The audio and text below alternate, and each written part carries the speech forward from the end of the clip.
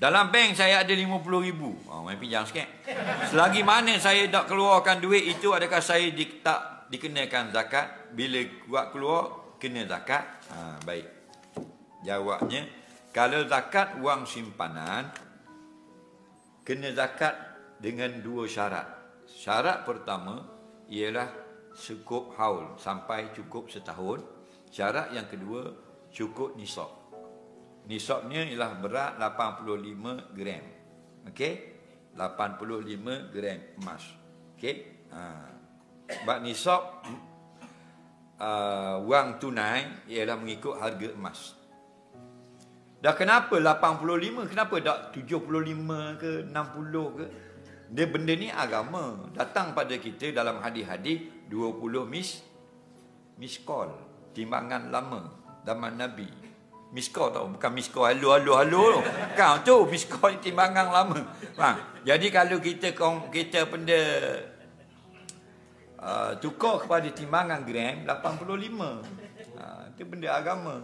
Bukan mandai-mandai ulama 85 lah sedap. Bukan itu, faham? Daripada kitab hadis 20 miskol bertimbangan lama. 1500 tahun dulu pakai miskol ni, tak akal dah. Ni kita sekarang pakai kilo berat tau. Ndak dah kati. Kita dah tahun 80-an last. Tahun 80-an masuk kilo Malaysia. Bukan saja kilogram, kilometer masuk kau. 85 ke bawah batu. Betul tak? Batu panggil batu nang. Batu apa? Batu nang. Batu nang. Ada bagi kilometer apa? Bila mari kilometer? 85. Masuk sikit-sikit dia ajar dalam TV gitu ni. Masuk 90-an, ramai ada pakai kilometer. Sekarang budak-budak tak kenal. Nampak? Dah uti batu.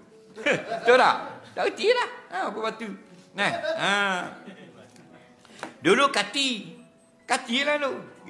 Dulu lama kita budak Kelang dah pergi beli gula sekati.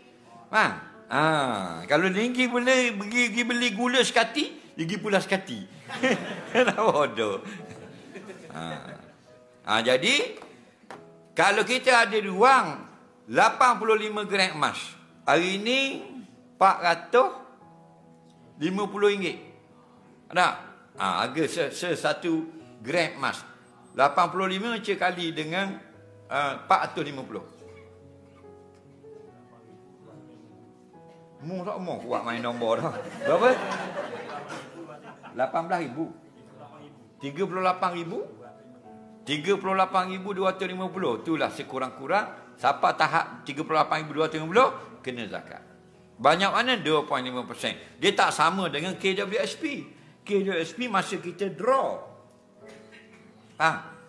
Ada pun zakat simpanan biasa tak perlu draw. Ada cukup setahun sampai 28,500, kena 2.5%. Kerana apa? Kerana kita bebas memerintah harta kita. KWSP tidak bebas.